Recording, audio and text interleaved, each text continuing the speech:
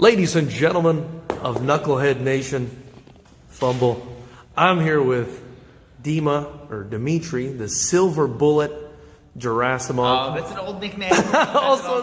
also known as Dima. Oh, well, what do they call you now? Funny, well, it's a funny story. They just call me Dmitry or Dima. Yeah, it's a funny story behind that nickname, though. Well, tell me about it. We're here.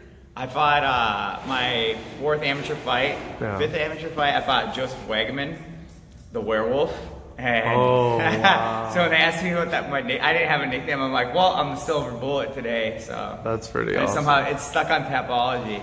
Sure Dog used to have it, and I had it taken down. But that's where I saw it. You know, I'm so used to calling you Dima. Yeah. I saw the Silver Bullet, and I was like, what's that all about? That's interesting. So, you know, Dima, you've been in the game a hot minute. You know, you've got 16 fights now. Correct. More wins than losses, which is impressive in MMA, if you ask me. Veteran of the sport. No spring chicken, but not an old man, still grinding it out. Getting there. Somewhere in the middle. First off, what kind of got you into the whole MMA thing? I've just always been attracted to martial arts. I've been always attracted to fighting in general. You know, I wasn't a terrible kid, but I did get in quite a few scraps growing up, and I was always just drawn to it. And I trained Taekwondo growing up. You know, for a good 10 years. I competed quite a bit in Taekwondo, and that was what my parents let me do. They didn't let me do kickboxing, so because Taekwondo was a little safer. But I was Minnesota State champion at brown belt, and when I moved up to California, I kind of just started going to college. Eventually, got a gig in the game industry, worked, got a career in that, and then somewhere around 24, my wife bought me I always talked about wanting to get back into it, get back into training, get back into martial arts. She bought me 1 month pass to a gym. Was Mac at the time, so started training, and then years later, one thing led to another. Said I wanted to have a fight. One fight at 27, I had my first amateur fight because I just wanted to have something to tell my grandkids. Yeah. And another thing led to another. I fell in love with it after my first fight. It went really well for me. Kept fighting. And next thing you know, I'm like, okay, one pro fight, and then I had one pro fight, and I'm like, well, I'm gonna keep going. So I did well, and I was like, okay, I want a title, I want a picture, with me. And now you want to tell the grandkids about a championship belt. You know, I thought why settle, right? Yeah. But then I was like, the whole motive from the beginning. I have pictures with 2 different belts, so I've won 2 titles. Nice. That was it. I didn't want my kids, my grandkids, to think that they stemmed from mediocrity. You know, I didn't want to be just a guy that worked the desk job. That's what I was doing at the time. And you know, the pursuit of this whole thing where I just wanted to have something for my kids to reflect on, it ended up becoming my career path as well. Because I'm a personal trainer, I'm a coach, I'm general manager of Systems Training Center, partial owner of Systems Training Center, Inglewood. Very nice. Well, we're here in lovely Systems Training Center. Best gym in the world.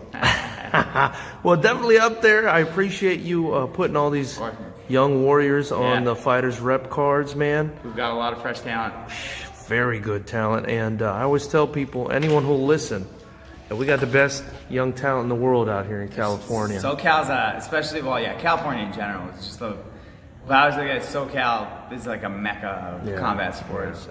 Yeah, so we got to develop that, and I appreciate your help on that, Dima. Man. Any fights coming up for you? Nah, man. I'm still recovering from ankle surgery. I had a really pretty intense. Is it this one? Yeah, right there. Boom, boom. No. See the scars. I had a bunch of bone debris taken out of my foot, a ligament reattached, and then arthritis cleaned off. So and I still have torn ligament in my shoulder. So the whole right side is kind of bad. Oh my God, you sound like someone who had a stroke. Luckily you didn't have a stroke. What's the recovery time looking like? So I was supposed to be, they said 6 to 8 weeks, but you know, I'm on month 3 right now. And again, after the surgery, the doctor's like, oh, that's gotta be a record for me. I've never pulled that much bone out of somebody's ankle before. Wow. So it's been slow, but you know, I've been trying to take care. I just started training again. Striking's a little bit more difficult, though I've been doing it, but I've been doing jiu-jitsu. Did jiu-jitsu this morning, a little strength conditioning here and there, just what I can with the foot. So. Well, you're also training the young guys that you're putting on our cards and other cards as well. Yeah, it's been kind of shifting my focus lately. Do what I can with what I got. So.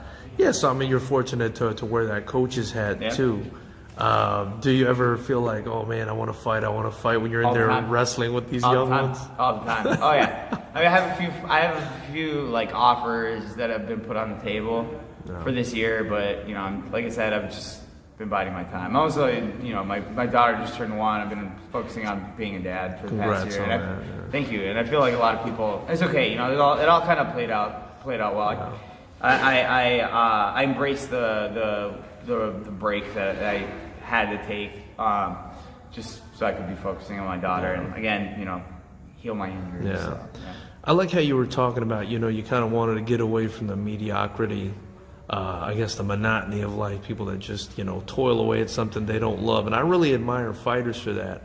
And I always tell, especially sponsors, I tell them, well, you're giving back a lot. You know, you're helping these guys follow their dream. And even if they don't become, you know, a world-class fighter and make millions doing this, they could do, you know, other things like you're doing here, opening up a gym, training fighters, continuing to fight. I mean, there's so many different things that fighters can get out of this sport. Well, because there's so many positive elements to it. A lot of times the casual observer fighting blood, ugly, you know, there's hatred between two people and all that. But the underlying reality is that, like, you know, I always say this, it's brought so much positive things to my life. It's improved the quality of my life in so many ways. You know, it's given me it's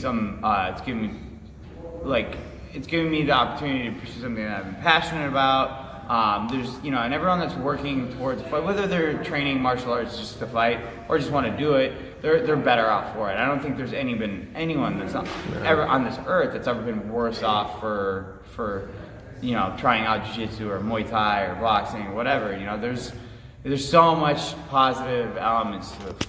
You know, the focus that it brings, the you know, obviously the physical enhancement that comes with it, but you know, the mental enhancement as well, because I think everybody on this earth that's capable of working out should be doing it at least a few times a week, because and you know, again, the obvious side is that your body looks better, functions better. The less obvious part is your mind is going to function better. For sure. Well, I mean, it's still part of the body, technically. Well, it is. So, yeah. So, what was your best moment so far as a fighter? Something you look back on and say, "Wow, that was." I had some crazy moments, man. I mean, the best one is easy. It's my second to last fight. I won the Celtic Gladiator title. My daughter was born 2 days later. You know, that was like I got you.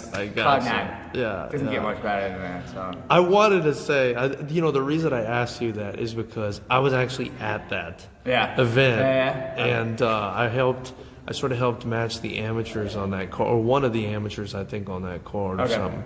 And I remember, you know, it was you and it was Mike Segura, right? And I remember that, you know, that was the main event. Everybody was kind of waiting for it, and then, man, it was done in an instant. You kind of hit him with a big right hand or something. Right overhand. It was like a minute something. Yeah, dropped him with the right hand and then darced him. I remember being like, "Who is this Gerasimov guy?" You know? Yeah, that was definitely a great night for you. Any other kind of highlights to the career that you want to mention? So I got married to my wife. So we had an actual ceremony in Thailand and everything, but we legally got married here in California the morning of, I actually don't remember which fight it was in the sequence, but I never think about it. I got, before a fight, when I fought, I can't remember his name right now. It was a guy from CMMA. It used to be at CMMA. Gotcha. Julian, good God. Anyways, that was cool. I got to fight, and, you know, I was like, got the girl and to come the win. My first amateur fight was also huge for me, because that was just like such a milestone. I was just, at that point in my life, I mean, everyone needs to win generally, but I needed to win so bad in my life at that moment, and, you know, to have it was still, you know, I was like, kind of, you know, they say like crack addicts or heroin addicts are chasing the white rabbit. In some ways, I could compare my entire fight career to that. Cause it's kind of like chasing the high that was that first fight. So that was big for me. Well, that second to last one was a good hit. Yeah. So the moral of the story is basically never fight Dima during a special occasion. Definitely not. Yeah. That's interesting. You know, you kind of, you know, rise to the occasion, I guess. I mean, again, I've had a lot of like significant fights, and a lot of times it does fuel me. And you know, Marcus's son, Marcus, owner of System Training Center, he was killed by a drunk driver, and I had a fight 2 weeks later, and I fought for CXF.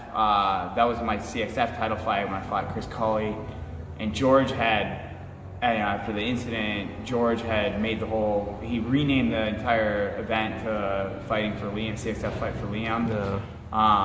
And you know, that was a huge night. It was like Marcus just lost his 1.5-year-old, his firstborn, and that was horrible. 2 weeks, man. 2 weeks later, you know, we're all like caught up in it. You know, I was really close. I'm really close to Marcus, Michelle. I was really close to Liam. You know, a lot of my training partners were really close to me. We're all like a big family, and you know, it was obviously an incredibly hard period in our lives. But you know, Marcus showed up to corner me for that fight.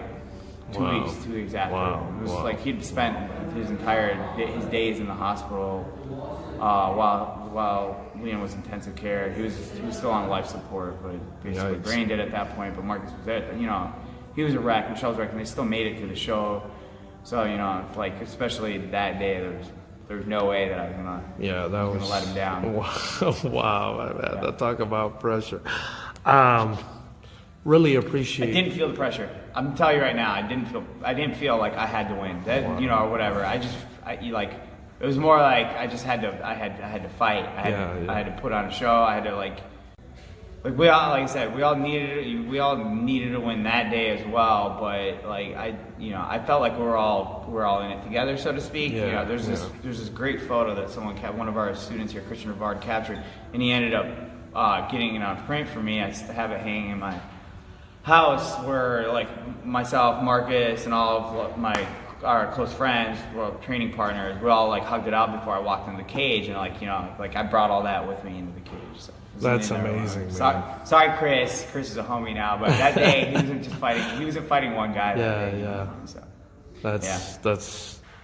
that's an amazing story, and I mean, having 2 small children myself. I've thought about that several times. That's very difficult to think about. Yeah. So you were saying, so Marcus is sort of, I guess, a co-owner in this gym, or he's the owner of Systems Training Center, the franchise. Okay. We have 4 gyms. He's the owner of the headquarters. I'm just the general manager here, but I'm also the co-owner of our newest gym, which is Inglewood. So very nice. Very nice. And are you one of the head coaches here? Yeah. Okay.